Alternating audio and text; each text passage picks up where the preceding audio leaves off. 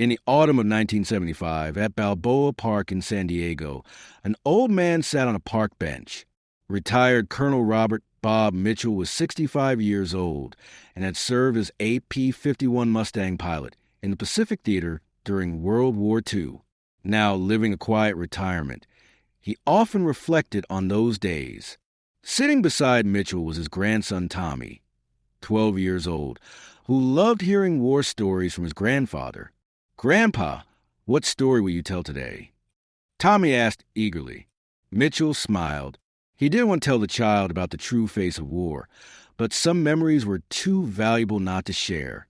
"Today I'll tell you a very special story, Tommy," Mitchell said, "about the day I learned that humanity is stronger than war." Tommy listened intently. His grandfather had never told such a story before. Mitchell gazed into the distance and returned to 1943, to that unforgettable day over the Pacific. In December 1943, Lieutenant Robert Mitchell was a young and ambitious fighter pilot, 23 years old. He was stationed at Henderson Field in the Solomon Islands, serving with the 339th Fighter Squadron. That morning, December 15, 1943, Mitchell and his squadron received an escort mission. 25 Mitchell bombers would attack the Japanese naval base at Rabaul. "Today's the big day, Mitchell," said squadron leader Colonel James Harrison during the briefing. "We're hitting the Japanese fleet at Rabaul. You and your team will protect the bombers." Mitchell nodded. Rabaul was one of the largest Japanese naval bases in the Pacific. This would be a dangerous mission. "Japanese Zeros are fast and agile," Harrison continued. "But your P-51 is more powerful and has longer range. Use your advantages." Mitchell's P-51 Mustang was named California Dream. On the aircraft's nose was a photo of his wife, Betty. Betty was only 21 and waiting for Mitchell at their home in California. "Ready, Bob?" asked his wingman Dave Martinez. "Always am," Mitchell said confidently. At 0800 hours, 12 P-51 Mustangs and 8 B-25 Mitchell bombers took off from Henderson Field. It was a perfect morning over the Pacific. Clear skies, calm seas, and excellent visibility. The first 2 hours passed without incident. They were flying in formation, and no Japanese aviation activity was observed. "Rabaul 50 miles, the leader radioed. "Stay sharp." Mitchell scanned the area from his cockpit. The blue of the Pacific seemed endless, but beneath this beauty was a deadly war. At 1030 hours, the first Japanese aircraft appeared. They were approaching as small dots in the distance. "Bandits, 2 o'clock high," Martinez shouted. "Okay, boys, here we go," the squadron leader said. "Protect the bombers." The Japanese Zeros approached very quickly. Mitchell tried to count them, at least 20 fighters. "Outnumbered 2-1, he muttered. "This is going to be tough." In the first attack, 2 P-51s were hit. Mitchell saw his friend's aircraft catch fire and felt angry. "California Dream, 0 on your 6, Martinez shouted. Mitchell immediately banked right in Dove. The Japanese pilot followed him, but thanks to the P-51's superior power and speed, he escaped. For minutes, a deadly dance continued in the sky. Aircraft chased each other. Bullets drew lines through the air. Some planes caught fire and fell into the sea. Mitchell managed to shoot down 2 Zeros. But 2 of the bombers had also been hit. "Mission accomplished," the squadron leader said. "RTB, return to base." But just then, Mitchell spotted a solitary Japanese aircraft, flying alone at low altitude. It was trailing smoke from its engine. "Damaged Bandit, low and slow," he reported over the radio. "Leave it," the squadron leader said. "We're low on fuel." But Mitchell was curious about who that Japanese pilot was. What was he doing alone with a damaged aircraft? Mitchell gave into his curiosity and approached the Japanese aircraft. It was a Zero model, but heavily damaged. There was an oil leak from the engine, holes in the wing, and the cockpit glass was cracked. As he got closer, he saw something surprising. The Japanese pilot was very young, maybe 19 or 20 years old, and he wasn't afraid. He just looked tired. Mitchell positioned himself above the enemy aircraft, preparing to attack. This would be an easy target. The enemy plane was badly damaged and had no maneuverability. But just as he was about to fire, the Japanese pilot looked at him. There was no fear in his eyes, only acceptance, as if he had accepted death. At that moment, Mitchell remembered his father. Robert Mitchell Sr. was a World War I veteran who had told him, "Son, war is a necessary evil, but never forget the person across from you is also someone's child." Mitchell hesitated. His finger was on the trigger, but he couldn't pull it. The Japanese pilot, whose name was Hiroshi Tanaka, as he would learn from mission files later, was a young man.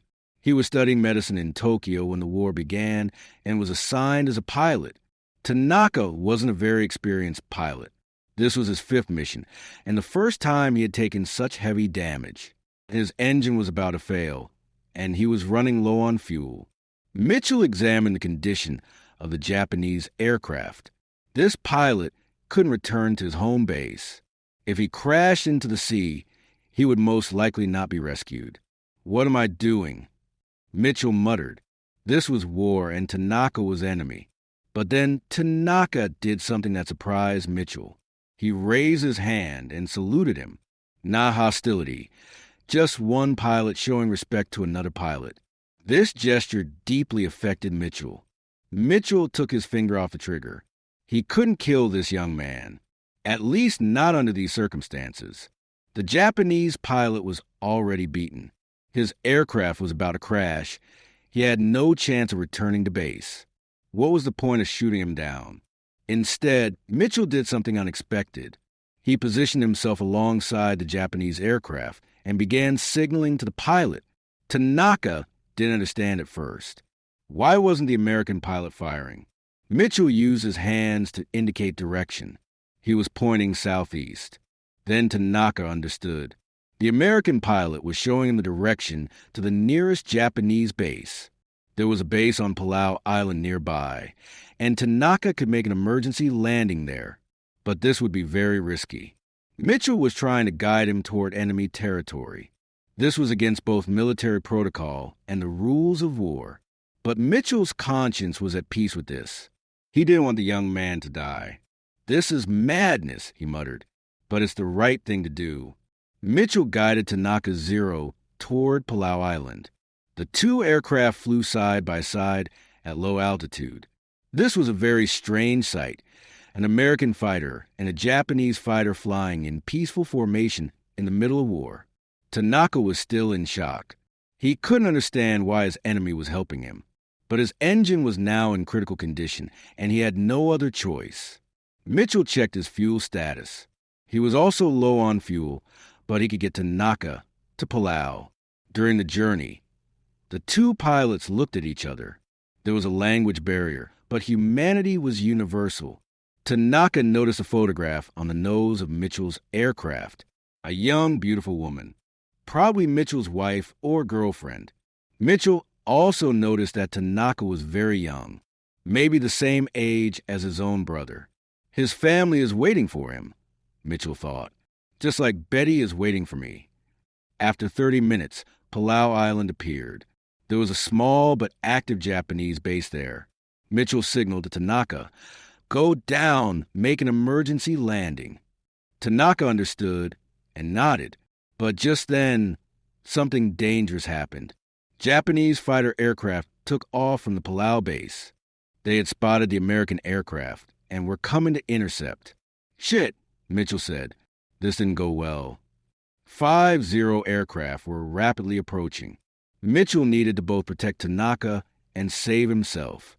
When Tanaka understood the situation, he made a desperate move.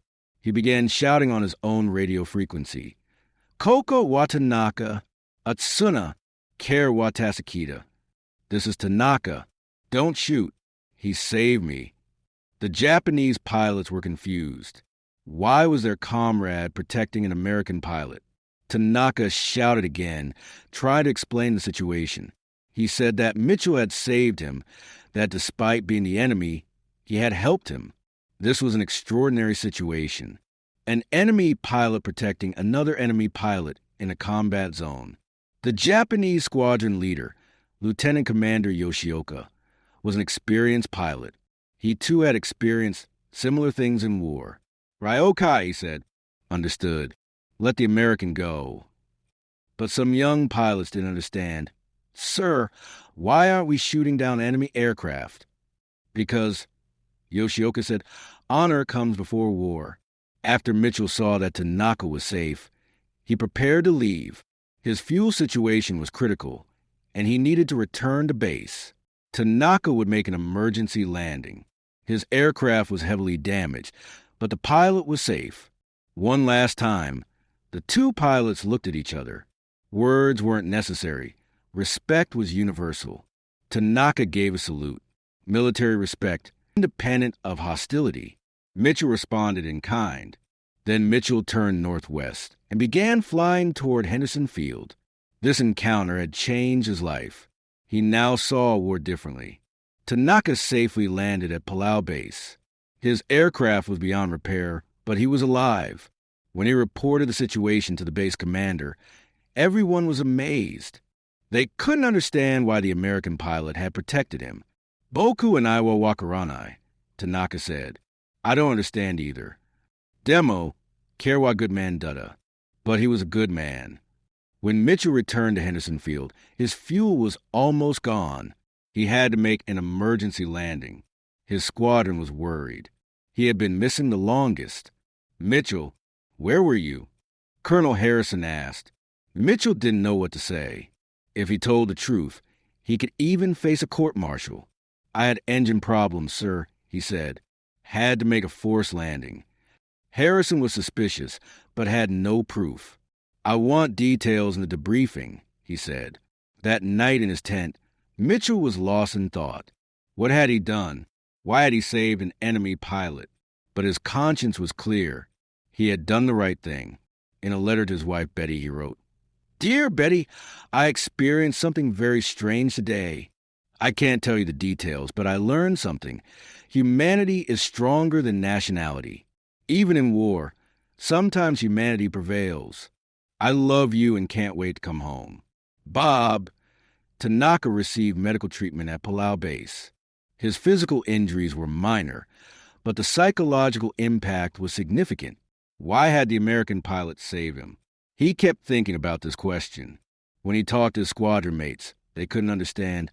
"Tanaka-san, why did you trust the enemy?" "I didn't trust him," Tanaka said, "but he trusted me." This was a different perspective. The American pilot had taken a risk to save him. In a letter to his family, Tanaka wrote, "Oka-san, mother, my life was saved today, but in an unexpected way. An American pilot helped me despite being the enemy. Maybe war doesn't completely change people. I want to come home." Hiroshi, from that day on, Tanaka became a different pilot, less aggressive, with a more human approach. Months passed and the war continued. Mitchell participated in additional missions, but none were as memorable. Sometimes when flying over the Pacific, he thought about that Japanese pilot. Was he alive? Had he been able to reunite with his family? In the spring of 1944, Mitchell received a promotion and became captain. His experience had increased, his skills had developed, but the most important change was in his perspective. He began to see war as less personal. "Enemy pilots are human beings too," he told his wingman one day. "But they're still the enemy," Martinez said. "True, but unnecessary killing is wrong." Martinez didn't understand but trusted Mitchell. In the fall of 1944, Mitchell's tour of duty ended. He would return to America and reunite with his wife. Before his last mission, Colonel Harrison called him, "Mitchell, you've done a good job. Recommended for Distinguished Flying Cross." "Thank you, sir. One question. That engine problem incident. Was it really an engine problem?" Mitchell hesitated. "Sir, nothing." Dismissed. Harrison was suspicious, but had no proof. In August 1945, atomic bombs were dropped on Hiroshima and Nagasaki. Japan surrendered. Mitchell was living a peaceful life with Betty in California at the time. The end of the war made him happy, but also sad, because he would never learn the fate of that Japanese pilot. "I wonder," he told Betty, "what happened to that young pilot?" "Which pilot?" Mitchell had never mentioned it. Nothing. Unimportant. But in his heart, that encounter would always remain alive. Years passed. Mitchell adapted to civilian life. He worked as an engineer, had children, but sometimes, especially under clear blue skies, he remembered that day. In 1972, Mitchell retired. Now 52 years old, he had time. That year, he participated in the Japan-America Cultural Exchange Program. He visited Tokyo. Japan had changed a lot. It had become a modern, peaceful, prosperous country. One day, while visiting the War Memorial Museum in Tokyo, he became emotional seeing the Second World War exhibits. An elderly Japanese man working at the museum approached Mitchell. "American veteran desu ka? Are you an American veteran?" "Hi," Mitchell said, using the few Japanese words he had learned. "Watashi amo veteran." The man said, "I'm also a veteran." The man's name was Sato-san. He was a former Imperial Navy pilot. The two veterans began talking. There was a language barrier, but somehow they understood each other. "I fought in the Pacific," Mitchell said. "Watashi amo," Sato-san said. Then Sato-san asked an unexpected question. "Do you know Palau?" Mitchell's heart stopped. "Hi. Why?" "My friend was stationed there. An American pilot helped him." Very strange story. Mitchell's blood froze. "What's your friend's name?" "Tanaka Hiroshi. Demo Kerwa." "But he, what?" "Died after the war. Heart attack in 1960. Mitchell was devastated. Tanaka was dead. Sato-san said. Before dying, he always told that story. How American pilots saved him. "Really?" "Hi." His son is a doctor in Tokyo. Tells his father's story about mercy in war. Mitchell's eyes filled with tears. "Could I meet his son?" Mokiron. Of course. The next day, Mitchell met Dr. Kenji Tanaka. 35 years old, he was a successful surgeon. Mitchell-san, Kenji said in perfect English, "My father always mentioned you." "Me?" "Hi." He called you the American angel, the angel who spared his life. Mitchell became emotional. "I'm not an angel. I just tried to do the right thing." Kenji told his father's story in detail. "After that day, my father became a completely different man. Less aggressive, more thoughtful. He remembered being a medical student and decided to become a doctor." "He became a doctor?" "Hi." After the war, he finished medical school. He served poor people in rural areas. He never worked for money. "Why?" "Because you gave him his life. He wanted to give life to other people too." These words deeply affected Mitchell. "My father has a diary," Kenji said. "Would you like to read it?" "Please." Kenji translated passages from his father's diary. December 15th, 1943. "I should have died today. The American pilot could have easily killed me, but he didn't. Why? Mercy? Compassion? I don't know, but this experience changed me." December 20th, 1943. "I keep thinking about that American pilot. I remember his face. Young, determined, but he had kind eyes. He was probably fighting for his family too, just like me." January 1944. "I've made a decision. After the war, I'll become a doctor. That American pilot gave me a second chance. I want to give other people second chances too." August 1945. "The war is over. Thank God. Now it's time for healing. Rebuilding time. Forgiveness time." 1950. "I finished medical school. Now I'm a doctor. Every day, I remember that American pilot. His mercy is my motivation." 1960. "Heart problems have started. Maybe I'll die soon, but I have no regrets. I lived a good life. I have a family. all thanks to an unknown American pilot. Mitchell couldn't stop his tears. My father always wondered, Kenji said quietly, what happened to that American pilot? Was he healthy? Happy. I'm healthy. And yes, happy. I have a family. My father would have been very proud, because his savior is also living a happy life. The two men sat quietly. Words weren't necessary.